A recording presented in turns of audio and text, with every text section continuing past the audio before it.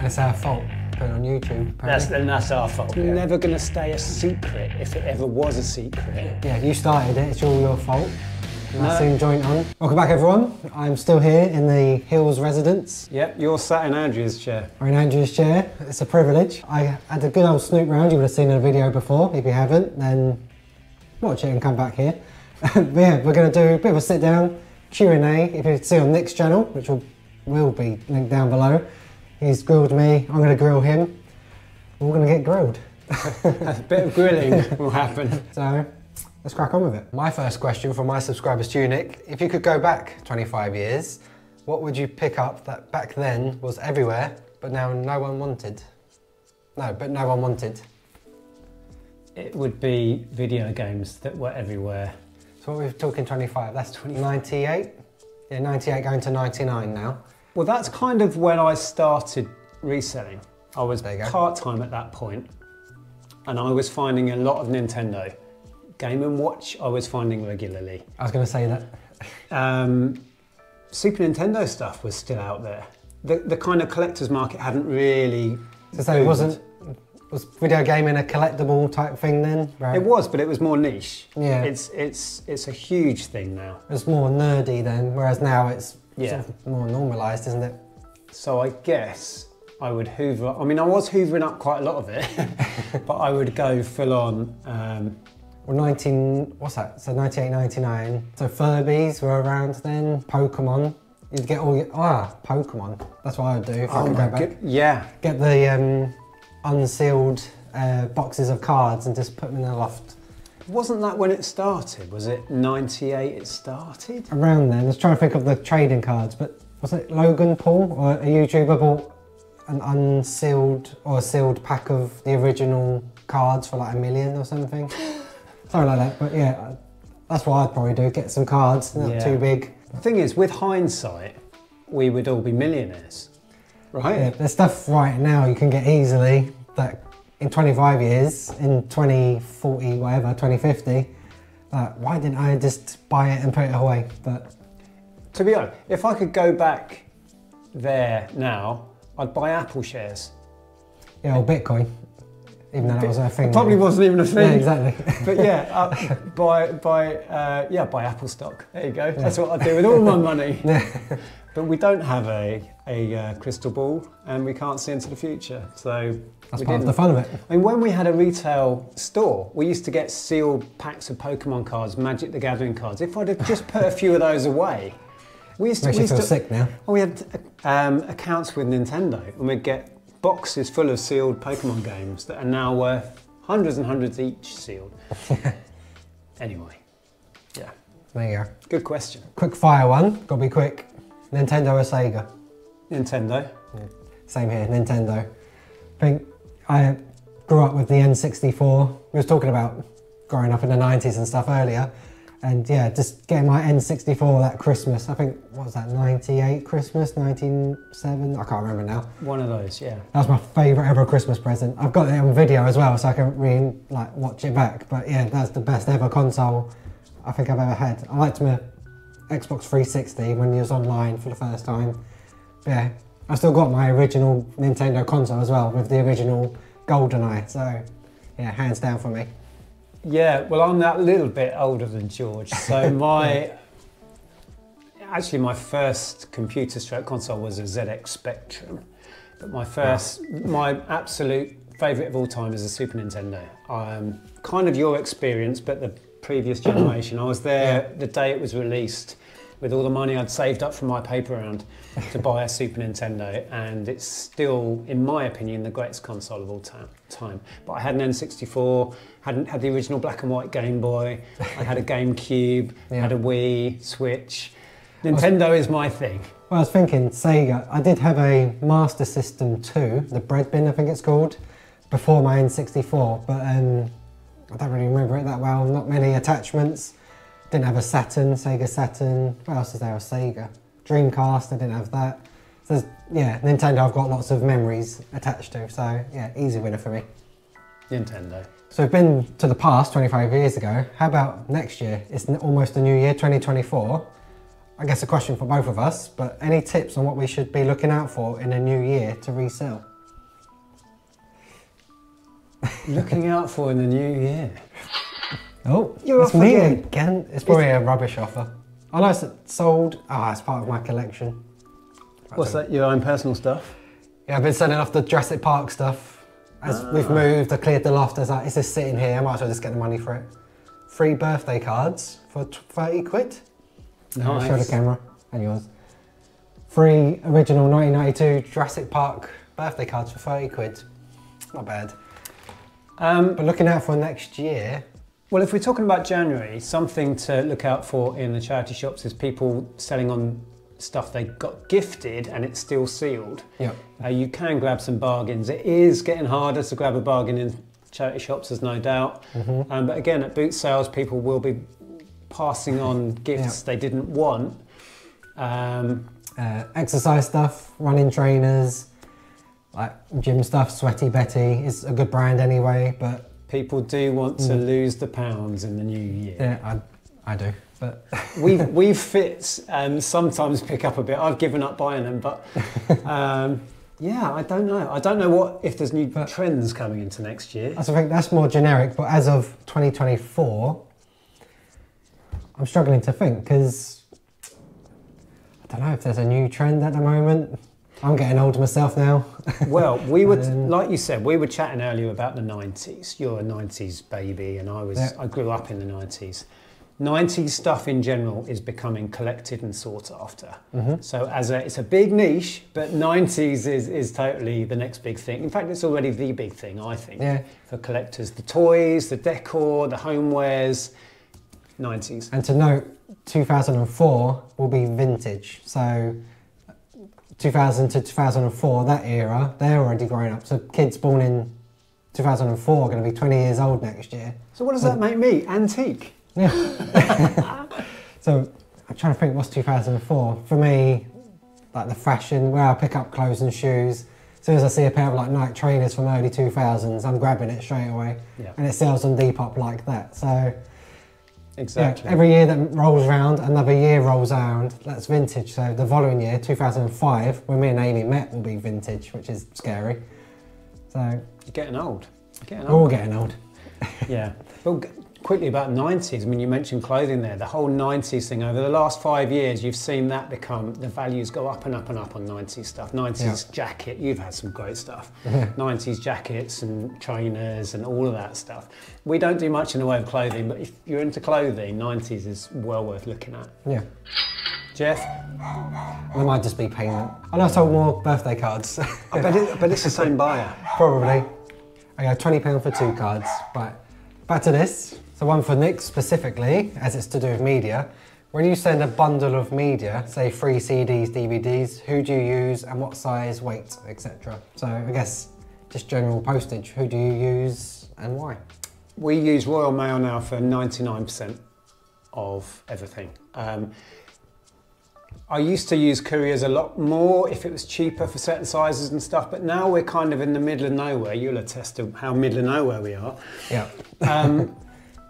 We've got a post office like 20 foot from our door, so I try and use Royal Mail for most things. Going back to the media, if I did sell a bundle of 3 CDs, for example, I can still send that as a large letter. DVDs is different. You can do 2 side by side as a large letter, but there's no way of getting 3 to go as a large letter. But to be honest, prices with large letters have hopped up quite a lot now. And I was going to say, it's jumped quite a bit, hasn't it? It's tough to make money on single media. And I am doing less than I've ever done for that very reason, that after postage and fees, is it worth fiddling around with cheap media? Simple answer is no. But I still love it. It's where I started in record shops, and it's still what I love to do, is rummage through media. Yeah, that's what I say to people when they say, what should I start reselling? I say, start with what you know and what you love, because like, if I was to do loose Lego, I'd soon not do it because I don't like it, I don't enjoy it as much.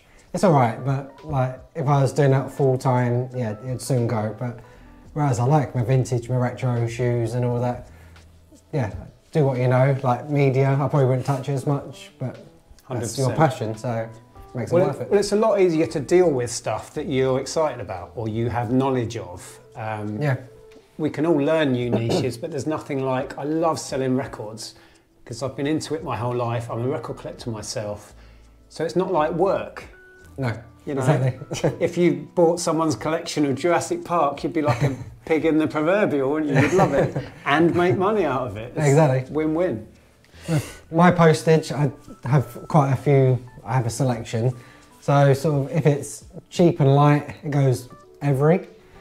If it's a bit more expensive and light, Royal Mail, because I trust them a bit more than every, with like a £50 plus item. Then when it gets to mediums, it's either Yodel, if it's cheap. Again, if it's medium and larger, no, medium and more expensive, DPD or UPS or Parcel Force. So yeah, being in Braintree, in Chelmsford it was perfect. I had every courier going within like a circle drive. Same. Now in Braintree, I think that's most of them. UPS is a bit harder, but again, being in a sort of city, not city, like a town, I got most of the drop-offs, so I can be more selective. So, yeah. I used to, I would rate UPS actually, and I used to use UPS quite a lot, and Parcel Force. I wouldn't touch Yodel with a barge pole. I've only had bad experiences with Yodel. Have you tried I have Yodel? in the past. I did rank all the couriers and they came bottom, but recently they've changed and I've trusted them more than every, which is quite interesting. Okay. I used to use what was Hermes quite a lot, and I never had any major issues with them. They have a bad reputation, but touch wood, I didn't have too many problems, but I don't really use them now. Everything goes Royal Mail, keep it simple, walk over the road, drop off a sack. That's all I do. Yeah. So this is from Lewis, again on Instagram, on my one. What things have gotten easier and or more difficult since you first started reselling on eBay compared to today? So when did you start on eBay? Late 90s, is it? I started part-time selling personal stuff in 98, 99. I think the end of 98. What's got easier? The technical side of it's got easier. We've now got smartphones. I use my phone for photographs and drop them straight into the drafts. So I will draft on my laptop and then drop the photos straight in. All of that is so streamlined, so quick. Uploading takes no time. We were on dial-up back in the day. We used to have this great big digital camera and it was such a faff. So postage is all tracked on the website and that, I guess? Yeah, you can buy postage through eBay now if you want to go that route. That's a lot simpler. So the nuts and bolts of how you do it is considerably easier. What is harder, particularly in some of the niches I like to buy in, it's harder to get the stock because, I mean, let's talk about where I started buying and selling video games. Everyone knows that niche now, and it is what's the word? It is... Genuinely. I might cut that bit out. So it's harder to find the good stuff because everybody's out there with the knowledge that it's worth money. And it's our fault, put it on YouTube, apparently. That's our fault. That's a whole other question. Well, yes, we might get to that. I suppose that sums it up. So the technical side of it is a lot easier, I think, and better. Perhaps finding certain niches is now harder. Yeah, like charity shops, they have the internet, so they can use eBay for prices. Obviously more competition maybe currently with cost of living and stuff, but people come and go all the time. There's probably more rules now than in the 90s where it was a bit more Wild West. I think overall it's easier now compared to back then, because even things like competition for courier services like every UPS, DPD, we've got more choice. What do you feel the short-term future looks like for reselling? I feel like more people are asking and getting the value they should be getting for like items. I'm seeing this both in the field and online. The nature of this due to content producers like yourself educating a community that previously didn't do this. Even in the short time I've been doing this, 3 years or so, I've seen a dramatic change. It's quite a long one, so if you break it down, what's the short-term future look like? For me, I don't think anything's going to change short term. I just mentioned about not reselling, I mentioned about live selling. So in the short term, that's going to be a big thing. What we do and how we do it, as in me and Andrea, has changed and evolved. I mean, we're like over 20 years into reselling in various different forms. And we've had to change and adapt and evolve as we go because nothing stays still and it's not going to. So I dare say there will be some changes, but I wouldn't like to predict what they are. You just have to change with it. Try and be ahead of the curve if you can. Yeah. What was the other part of that? So I know it gets on to about like content creators, putting it out there. Are we making a rod for our own back? Is that the phrase? Yes. I think that's the phrase, yeah. So, yeah, people come and go all the time. When I first started YouTube, January 19, Jesus, I've been doing it 4 years nearly already, or more. Yeah, people come and go all the time. So I saw commenters, like people that have comment on my videos back then that I don't see anymore, because they might have come in, gone out, they found out it is actually a hard job. Because it's not easy money, not get rich quick. Obviously, there is probably a downside, like there probably is more competition, but I've still got loads of stuff that I need to shift. With that question in mind, everything is shared, every aspect of our lives, everybody's different careers. If you look on YouTube and you want to learn how to be a roofer or a plumber or a reseller, it's all out there, and it was going to be out there. I mean, when I started sharing what I do to earn a living, as in reselling on YouTube, there was a huge backlash because there was very few of us out there talking about it.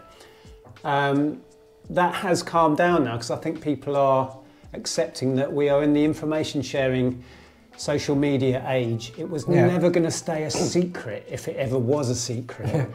Has it affected my business? Sharing what I do has only been positive in my experience. Has it changed the game? Has social media changed the game? Yes. Has it been a negative for me? No. Yeah, same. And the best example you said about being a roofer, but I recently changed kitchen tap, and I've done that because of YouTube, but it doesn't mean I'm going to be a plumber. I'm not going to suddenly refit our bathroom. So I might save money and a bit of time doing the kitchen tap, but so someone might dabble at the charity shops or a boot sale. It doesn't mean they're going to become a full-blown business empire of reselling. You might get the odd one or two, like someone might become a plumber because of a YouTube video, but it's not going to destroy that person's channel or that business. So my numbers have been up and up year on year. So yeah, and what I give out in information I've learned from someone else as well, on not just YouTube, Instagram. Yeah, so there's so much knowledge. Like the media, I don't touch media and I don't feel the need to because I've got my other knowledge from elsewhere. So yeah, I don't think it's as simple as reselling and then that's it. It's different kinds and it's a minefield. The market has changed. Everyone likes to talk about charity shops looking things up on eBay, actually selling their stuff on eBay. They were always going to do that. Yeah. And I think it's a very lazy thing to say, that's all Nic's fault that you know, Cancer Research has an eBay store or whatever. That was going to happen. They're not blind to technology and they're not blind to the internet, and they should be trying to get the most out of their stuff. So yeah, this sort of argument has been going on since I started on YouTube. But do I now, just in the UK, probably hundreds of channels now, I don't know. Yeah, there's channels, like I'll refresh my YouTube homepage and there'll be a reselling channel I've never heard of, like with a couple of hundred views. So yes, yeah, you started it, it's all your fault. And I soon joined on. No, Tom the English pick, if you want to find where, Tom was before me, blame Tom. All blame Tom. We're in your lovely home now. Are you still mortgage free, I believe? So you've got that off your back, the help store, and that helped. If you was to start from scratch, like when you did first start, but in the year 2024, would you still go into bricks and mortar? Would you open your shop? Would you do how you do things now with an outbuilding? Or would you be more, get a locker? How would you start if you started now? If I started now in the financial position I'm in now... And then Ellen was also young and everything like that, you're just on the property ladder at the start or in the bank, like all that. So if I started now, back at the beginning of the property ladder? Basically, yeah. It's a really difficult question because I have all the knowledge I've got now, so am I starting again with this knowledge? Wait, let me stop. Right, okay. Let's start that again. So you now, with all your knowledge, this is hard to explain.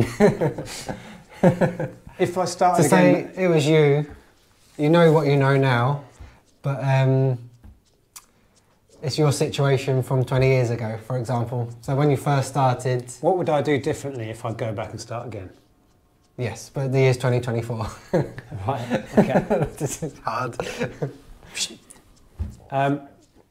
If I could go back and start again... But the year's 2024. But it's now. So shops aren't as good, for example. Well, when we actually started, we started on eBay and we started from home. And we built it up from home. So I don't think that would be any different. So you still work from home now? Initially. Yeah. And see where... What we always did was we saw where the business took us. We didn't really push it and try and take it somewhere we wanted it to go. We kind of evolved into high street and then that took off. And then we came back out of high street and we just followed where the business went. Okay. So it would dictate it to us, I guess. But we'd start exactly the same. From home, keep the overheads low. Yeah. If we could fit it into our house, keep it in the house. But as that's what I was trying to get onto. So you wouldn't just rush and get a unit, a shop, for example, now? No. As the high street struggling compared to the 90s when you started, Definitely the high street is a different ballgame altogether. Yeah. Although, kind of ironically, when we started our high street store, it grew into what a CX. Think of a CX, it was that. Yeah. CX was just starting its big expansion back then. Okay. And that's become a multinational, huge kind of corporation thing now. Yeah. I do often think, should we have tried to expand? Should we have set up other ones and built up a chain and got staff? Trouble is, we got burnt by staff. We had issues with staffing. We had issues with theft from staff, and we found it difficult to trust people after that. Yeah. So expanding and putting in managers and expanding that, I think would have been great for the business, but we struggled with that. Yeah. Yeah, I kind of went off on a tangent there, but there's a sort of answer to that question. So it's basically stay at home if you can with low overheads and then see where you go from there. Yeah. Instead of jumping in, get a unit, get the stock, and then you might not love it, or you might not be able to sell as much, get your routines in, because I'm sure you build up routines, like you might do packaging if Andrew's buy-in, for example, or... Well, certainly keep your overheads as low as possible. Yeah. Which was what we did. We had a new baby, we were in a rented house, we didn't have the money, so we were trying to plough as much of that back into stock all the time. Yeah. So if we'd have gone straight into retail with the rent and the rates, it would have choked the business and it wouldn't have taken off. So we worked from home for the first, I don't know how long it was, a year, maybe 2 years, and built it up. Got some money behind us and then went into retail. I'd probably do it all exactly the same.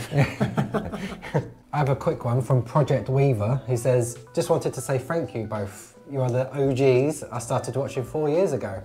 Then a little fist bump and a heart emoji. So, yeah. OGs? Is he calling me an old git? Old guys. Oh. I'm not really the OG. It's you, Tom. We was talking about this earlier again. What was the original? There was Tom, myself, Joe Pennies, as he called himself, and then Zahir came onto the scene. They were the kind of, and Caroline, Mrs. M, was making content. So yeah, there was a handful of us for the first year or so. Yeah, I started January 19, so I'm a late comer, but now there's so many. So, but yeah, appreciate the thanks. Christmas themed. It says sweets or chocolate. Sweets or chocolate? Yeah. Chocolate, I think. For me, I like a chewy, fruity sweet, so I'd have to say sweets for me. I like licorice, chewy fruits. I'm not too bothered on chocolate. I mean, I'd eat it, but yeah. So that's a wrap. We'll leave it there. Answered many different questions. Hopefully we covered everyone's questions, past, present, old, everything like that. So yeah, thanks for inviting me to your lovely home, Nick. It's a pleasure. Yeah, I love a nose and obviously I watch your videos. I like seeing what actually is going on, so that's cool. Was the shed different to how you imagined it? Yeah, it was taller than I thought actually. The roof went a lot higher. Yeah, it felt wider as well. So I don't know if the iPhone screen does that a bit, but yeah, it got more space than I thought, so I'm even more jealous now. Yeah, thanks for all your questions and thanks again to Nick for answering them. And if you want to see when Nick came to Chelmsford, here's that video here to go and watch. I'll watch it. See ya. Ta-ra!